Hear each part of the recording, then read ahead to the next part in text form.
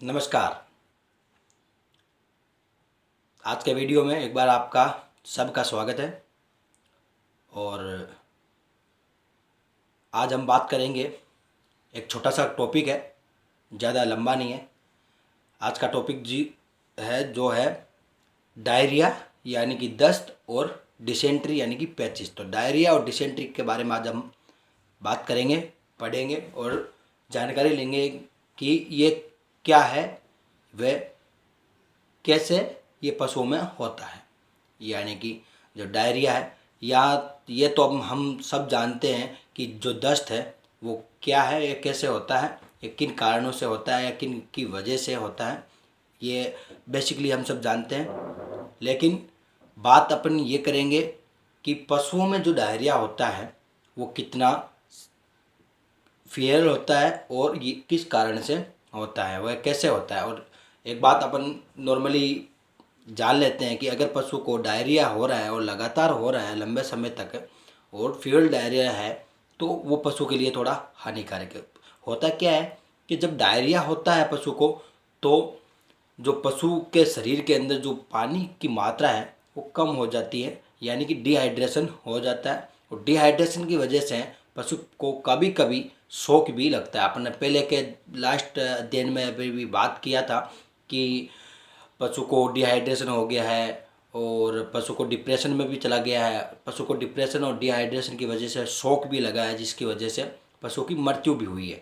तो आज अपन बात करेंगे कि इसी डायरिया की, कि डायरिया और डिसेंट्री किस प्रकार से भिन्न है और किस प्रकार से ये पशु में होता है और किस होने की वजह से पशु के शरीर में क्या बदलाव आता है, या पशु का शरीर में कमजोरी है, या किस प्रकार से पशु अपना व्यवहार बर्ताव करता है, और इसका उपचार या इसके लक्षण हैं वो किस प्रकार से दिखाई देते हैं। कारण और लक्षण के पर ध्यान देते देते अपन इसका उपचार करेंगे। तो अपन स्टार्ट करते हैं। दस्त यानी कि डायरिया क्या है। तो डायरिया के बारे में अपन सबसे पहले जानकारी लेंगे। तो बात करेंगे अपन दस्त डायरिया क्या है।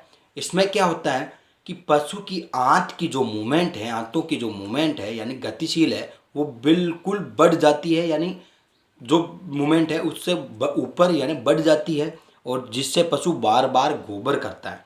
और जो गोबर करता है उसका प्रकार बिल्कुल पानी जैसा पतला होता है और लगातार लंबे समय तक चलता है, और उसमें ठोस पदार्थ की मात्रा बिल्कुल कम होती है। होता क्या है, बेसिकली जब पशु गोबर करता है तो गोबर का जो प्रकार होता है वो थोड़ा टाइट और कठोर होता है, उसमें बिल्कुल पैक हो रहता है। लेकिन डायरिया और दस्त में क्या होता है, डायरिया में होता है कि डायरिया में जो पानी की मात्रा है ना, जो गोबर में बहुत ज़्यादा मात्रा में होती है, बहुत अधिक मात्रा में तरल पदार्थ होता है, और वो डायरिया का रूप कहलाता है। तो यानी कि क्या हुआ कि जो इंटेस्टाइनल मूवमेंट है, आंतों की जो मूवमेंट है, वो उसकी गतिशीलता बढ़ जाती है और पशु तरल प्रकार का गोबर करता है, जिसमें ठोस पदार्थ की मात्रा बिल्कुल कम होती है, उसको हम डायरिया कहते हैं।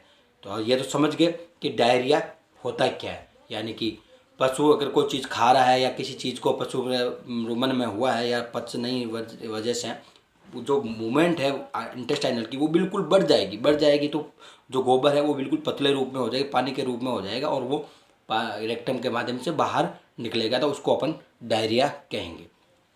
ये था डायरिया का कुछ परिचय। अब अपन बात करेंगे कि डायरिया किन कारणों की वजह से हुआ है। तो वो कारण किस प्रकार से हैं, या इन्हीं सब किसी चीज़ की खाने की वजह से, किसी बैक्टीरियल की वजह से, वायरल की वजह से, या फिर ऐसी कोई पदार्थ या ऐसा कुछ खाने की जो टॉक्सिन यानी कि पॉइजनिंग का काम यानी विषाक्तता का काम करे, उन सब कारणों से ये डायरिया होता है। तो अभी सब कारणों पर नज़र डालेंगे। तो ये कारण इस प्रकार से है। कारणों में हम सबसे पहले बात करेंगे छोटे बच्चों की, यानी कि छोटे बच्चों में ये किन कारणों से डायरिया होता है। अपन देखते हैं कि बेसिकली छोटा जो बच्चा होता है वो जब तक दूध पीता रहता है, माँ का दूध पीता रहता है, तब तक वो एक बिल्कुल पतला और म्यूकस टाइप का मतलब गोबर करता है, जिसे अपन म्यूकोनियम बोलते हैं, वो करता है। लेकिन जब थोड़ा सा बड़ा हो जाता है तो पशु का छोटा बच्चा होता है उसमें डायरिया किस रूप से होता है, जिस पे अपन बात करेंगे। तो छोटे बच्चे में क्या होता है कि नवजात बच्चे को अधिक मात्रा में माँ का खीस यानी कि दूध है, खीस को अधिक मात्रा में पिलाने की वजह से छोटे बच्चे में डायरिया होता है। यानी कि होता है क्या, जब पशु को अपन जब ब्याता है तब बच्चा छोटा रहता है, तब अपन क्या करते हैं उसको खीस पिलाते हैं। तो खीस पिलाते हैं, कोलेस्ट्रॉल पिलाते हैं, तब कोलेस्ट्रॉल को अधिक मात्रा में जब छोटा बच्चा पी लेता है तो उसको उसकी वजह से डायरिया, यानी कि वो अगर पचेगा नहीं तो उसकी वजह से भी डायरिया होता है। और छोटे बच्चे में दूसरा कारण ये भी हो सकता है कि जब बच्चा छोटा रहता है तब बच्चा क्या करता है कि कभी कभी बच्चा मिट्टी खाता है। जब मिट्टी को पशु खाता है, मिट्टी में कंटेंट होते हैं, तो मिट्टी को जब बछड़ा खा लेता है तो उसकी वजह से भी छोटे बच्चे की या नवजात बच्चे को डायरिया हो जाता है। तो ये थे छोटे बच्चे में कुछ कारण जिनकी वजह से होता है डायरिया। तो अब अपन एक छोटा सा बात अपन भी ये भी लेते हैं, कुछ पशुपालक काम क्या करते हैं। कुछ पशुपालक ऐसा काम करते हैं कि छोटे जब बच्चे रहते हैं तो उनको दाना या दलिया खिलाते हैं। जब वो दाना या दलिया जिसकी क्वांटिटी जितनी होनी चाहिए वहाँ तक ना हो के, अगर वो दाना थोड़ा ज़्यादा हो गया हो, या दूसरा कारण अगर दाना दलिया करके ना होकर साबुत दाना दे रहे हैं तो उसकी वजह से भी पशु को डायरिया हो जाता है। तो ये थे तीसरा कारण कि मतलब पशु को अगर दाना दे रहे हैं और दाना की क्वांटिटी थोड़ा ज़्यादा हो गई या क्वालिटी थोड़ी घटिया हो गई, दाना की मात्रा थोड़ी ज़्यादा बढ़ गई, तो उसकी वजह से भी पशु को डायरिया यानी कि दस्त हो जाती है। तो ये थे तीसरा कारण। अपन बात करेंगे अगले कारण पर, चौथे कारण। तो चौथा कारण कुछ इस प्रकार से है जिसके बारे में अपन पहले भी बात कर चुके हैं कि चौथा कारण ये है कि पशु को जो अपन आहार दे रहे हैं उसकी क्वालिटी अगर डाउन है, यानी कि जिसकी क्वालिटी खराब हुआ है, खराब क्वालिटी का चारा या आहार देने की वजह से भी पशु को डायरिया होता है। तो ये सभी टॉपिक में आ रहा है ये पॉइंट कि पशु को अगर जो अपन आहार यानी न्यूट्रिशन दे रहे हैं, जिस न्यूट्रिशन को अपन न्यूट्रिएंट कर रहे हैं, तो वो न्यूट्रिशन संपूर्ण रूप से तैयार हो और अच्छी क्वालिटी का हो तभी उस पशु को देना चाहिए।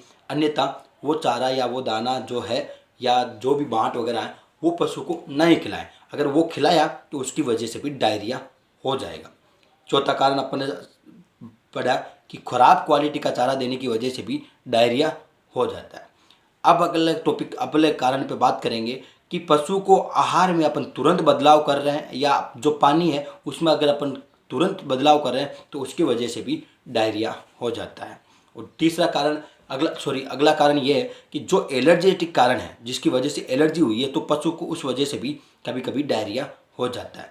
और अगर बात करेंगे तो कुछ बैक्टीरियल, वायरल, प्रोटोजोन और वर्म की वजह से भी पशु को डायरिया हो जाता है। अपन ये तो देखते हैं कि किसी बैक्टीरिया या वायरस की वजह से भी पशु को अपन डायरिया होता है। ये अपन पहले भी पढ़े थे और अपन भी अभी भी बात कर रहे हैं कि किसी प्रोटोजोआ या वर्म्स या इनकी वजह से डायरिया हो जाता है। तो जैसे rinderpest, HS, anthrax, Johne's disease, coccidiosis और पेट के जो वर्मीसाइड यानी कृमि हैं उनकी कारणों की वजह से भी पशु को डायरिया होता है। तो अपन अगला कारण ये जाना कि कुछ बैक्टीरिया, वायरस, प्रोटोजोन और वर्मीसाइड की वजह से भी पशु को डायरिया हो जाता है। और उनके अपन अलग अलग प्रकार के बारे में जाना, जैसे एचएस, एंथ्रेक्स, कोक्सीडियोसिस, रिंडरपेस्ट, आरपी बोलते हैं। तो इन सब चीज़ों की वजह से भी पशु को फिर डायरिया हो जाता है। और लास्ट कारण जो इस प्रकार से है, अपन लास्ट कारण के बारे में बात करेंगे। तो लास्ट कारण कुछ इस प्रकार से है, तब अपन पहले बात की थी, कोई भी पशु को अगर अपन आहार दे रहे हैं या पशु अगर बाहर चरने गया हो, जैसे क्या होता है गांव की तरफ क्या होता है, जब गार्जिंग करने के लिए पशुओं को खेत में खोल दिया जाता है या फिर बाहर घूमने के लिए बाहर खोल दिया जाता है। तो कभी कभी क्या होता है कि पशु उन चीज़ों को भी खा जाता है जो खाने योग्य नहीं होती है, यानी कि अखाद्य पदार्थों को भी पशु के खा लेने से पशु को डायरिया हो जाता है। जैसे कि क्या होता है, जब पशु बाहर चरने जाता है तो खेतों में क्या होते हैं, आँख होते हैं। अगर उस गीले आँख को पशु ने खा लिया हो या वो आँख की मात्रा थोड़ी ज़्यादा खा ली हो तो उसकी वजह से पशु को डायरिया हो जाता है। और कुछ ऐसी, जैसे पशु को अगर खेत में छांटने वाली कोई कीटनाशक दवाइयाँ हो उनकी वजह से या विषाक्तता की जो पॉइजनिंग की है उनको पशु अगर खा लेता है तो उसकी वजह से भी डायरिया हो जाता है। तो अपने को ये ध्यान देने वाली योग्य बात है कि पशुओं को अपन गार्बेजिंग करने के लिए या फिर अपन को चारा पानी खिला रहे हैं तो उसके अंदर कुछ ऐसी कारण ना हो जिनकी वजह से पदार्थ अपन उसके अंदर दे रहे हैं तो उसकी वजह से डायरिया हो जाए। जैसे आर्सेनिक, लेड और मर्क्यूलर प्रिस्क्रिप्शन जो होता है उनकी वजह से पशु को डायरिया हो जाता है। जैसे कि अगर पशु चर रहा हो या पशु घूम के खा पी रहा हो तो उसमें क्या होता है, जब पशु बाहर जाता है खाता पीता है तो उसमें कुछ ऐसे कंटेंट होते हैं जो खा लेने की वजह से पशु को डायरिया हो जाता है। और एक लास्ट कारण ये है कि जो लीवर की प्रॉब्लम है, पशु को किसी की लीवर की प्रॉब्लम है, ये बीमारी है या किसी की विटामिन या मिनरल्स की डेफिशिएंसी है तो उसकी वजह से भी पशु को डायरिया हो जाता है। तो ये थे पशु के डायरिया के कुछ कारण जिसके बारे में अपन ने जानकारी दी। अब इन्हीं कारणों पे अपन इसके लक्षणों पे ध्यान देते तो पशु किस प्रकार से लक्षण दिखाएगा उसके बारे में अपन ध्यान करेंगे।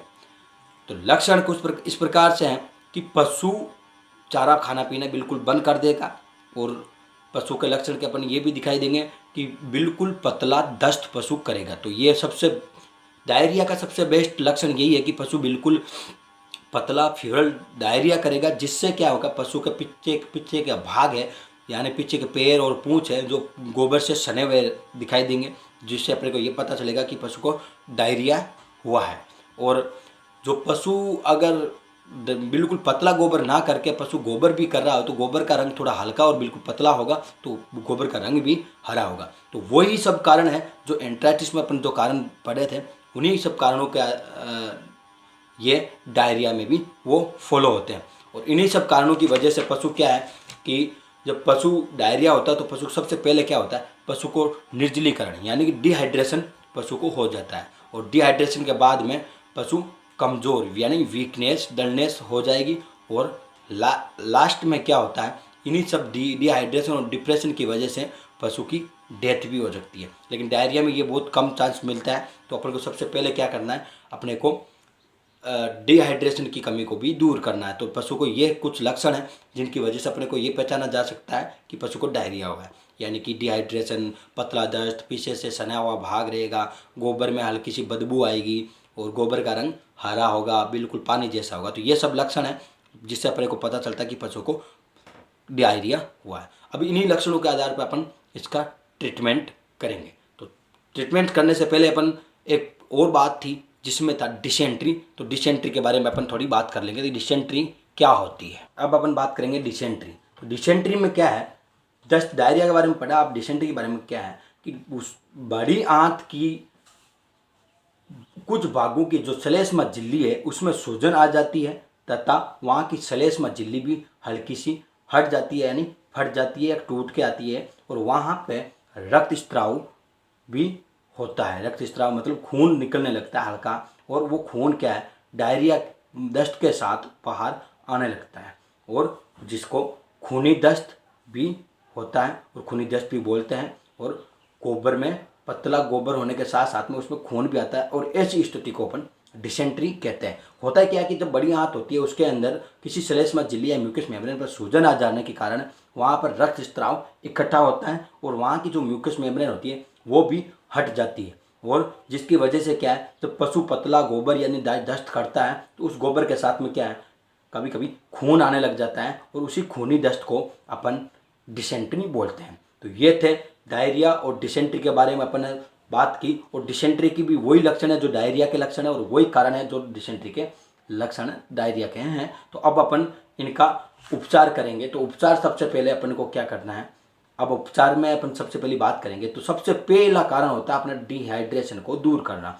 डिहाइड्रेशन को दूर करने के बाद में अपने पतला दस्त को रोकना। तो सबसे पहले बात करते हैं अपन जाते ही क्या करना है, पशु को 100 ml RL या रिंटोज जो होती है ड्रिप बोलते हैं जिसको DNS है, 100 ml DNS चढ़ाना है। और उसी DNS के अंदर IV रूट में DNS चढ़ाते हैं तो उसी DNS में अपन सल्फाडिमाइडिन जो इंजेक्शन है वो 50 से 100 ml, अगर बड़ा पशु है और उसमें डायरिया ज़्यादा हो रहा है तो 100 ml की वाइल IV रूट से पशु को लगाना है। तो सबसे पहले DNS चढ़ाना, DNS के अंदर सल्फाडिमाइडिन जो इंजेक्शन है उसको अपन 100 ml की वाइल को सीधा उसके अंदर डालना है और उसी के साथ में अपने को पशु को क्या करना है, एंड्रोफ्लोक्सासिन जो इंजेक्शन है उसका 10 ml एंड्रोफ्लोक्सासिन जो इंट्रामस्कुलर लगाना है, जो एंटीबायोटिक का रूप काम करता है। और उसी के साथ में अपने को अगर हल्का सा खून आ रहा है तो उसके अंदर पशु को, अगर खून ज़्यादा आ रहा है तो वहाँ पे अपन पशु को क्रोम नाम से इंजेक्शन आता है, वो अपन 10 ml लगा सकते हैं, जिससे उसकी ब्लड की जो है स्त्राव है वो रुक जाएगा। और उसी के साथ में क्या करना है कि पशु को एल्बेंडाजोल जो लिक्विड है वो भी पिलाना है। अगर लिक्विड ना मिले तो सुबह जब खाली पेट पशु रहता है तो वहाँ पर डीवर्मिंग करवाने के लिए एल्बेंडाजोल टेबलेट पशु को खिलानी है। तो ये कुछ एल्बेंडाजोल लिक्विड है और डीएनएस है, उसके साथ में अपन वो सल्फाडिवाइडिन लगा रहे हैं। तो उसके साथ में अपन कुछ ऐसा सिप्राफ्लोक्सासिन नाम से टेबलेट आती है, वो भी पशु को, अगर छोटा पशु है तो उसको अपन दे सकते हैं, जो पशु के डायरिया को रोकेगा। और डीएनएस है जो अपन तरल पदार्थ चढ़ा रहे हैं, लिक्विड चढ़ा रहे हैं, तो वो पशु को कंटिन्यू चढ़ाए, उसकी वजह से डिहाइड्रेशन की कमी है वो दूर होगी। और डिहाइड्रेशन नहीं होगा तो डिप्रेशन नहीं होगा, डिप्रेशन नहीं होगी तो पशु का डेथ नहीं होगा, तो डी जो है उसकी कमी दूर हो जाएगी। तो ये थे कुछ उपचार। और बात रखनी है, अगर जहाँ सावधानी के लिए अपन ये बात करेंगे, जो पशु को अपन चारा दे रहे वो अच्छी क्वालिटी का हो। और अगर पशु को डायरिया हो गया तो तुरंत ही पशुपालक को, पशु चिकित्सक को इन्फॉर्म करना चाहिए और तुरंत उसका उपचार करना चाहिए। अगर पशु का डायरिया का उपचार नहीं हुआ और लगातार फीवर डायरिया हुआ है और डिसेंट्री भी हो गई है तो पशु की मृत्यु निश्चित है। तो ये ध्यान देना योग्य बात है कि पशु को तुरंत ही पशु चिकित्सक से रूबरू कराएं और उसको बताएं और उससे पूरा उपचार करवाएं। तो ये था डायरिया और डिसेंट्री के बारे में आज का टॉपिक। और छोटा टॉपिक है, ज़्यादा बड़ा और गहरा टॉपिक नहीं है, और अपने को समझने में आएगा और हमें भी अच्छा लगा। अब आगे के टॉपिक में अपन अगले टॉपिक के बारे में बात करेंगे, उससे पहले हम विदा लेते हैं। नमस्कार, जय भारत, जय हिंद।